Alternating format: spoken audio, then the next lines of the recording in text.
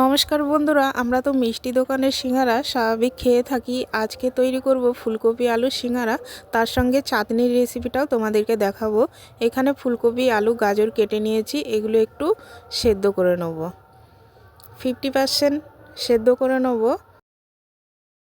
প্রথমে আলুটাকে একটু সেদ্ধ করে নেব, তারপরে ফুলকপি দিয়ে দিলাম, গাজরও দিয়ে দিলাম। এগুলো সেদ্ধ হয়ে গেলে তুলে নেব।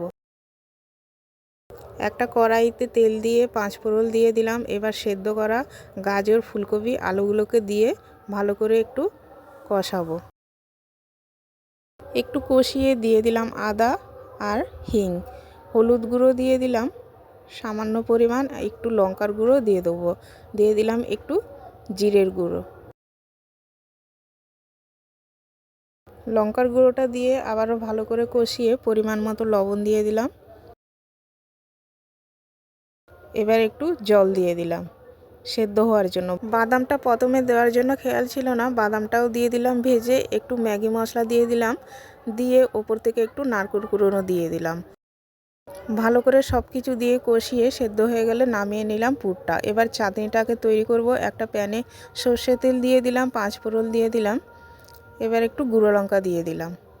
এবার দিয়ে দেবো তেঁতুলের কাঠ, দিয়ে দিলাম একটু খেজুর কুচোনো, এবার দিলাম গুড়। সব কিছু দিয়ে মিশিয়ে এবার পরিমাণ মতো লবণ দিয়ে দিলাম।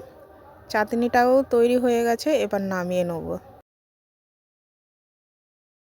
ময়দাটা আগে থেকে মেখে রেখেছিলাম, লুচির মতন বেলে মাঝখানে কেটে নিলাম। একটা তোমাদেরকে তৈরি করে দেখাচ্ছি। এরকম মাঝখানে জল লাগিয়ে সিঙ্গারার শেপ দিয়ে পুরটা দিয়ে দিলাম। এবার দেখো সিঙ্গারার মুখটাকে কি করে আমি আটকাচ্ছি। এরকম ভাঁজ দিয়ে দুপাশে এবার আটকিয়ে দেবো। তৈরি করে নিলাম একটা সিঙ্গারা। আবারও একটা তোমাদেরকে তৈরি করে দেখাচ্ছে। সবগুলো এরকম তৈরি করে নেব।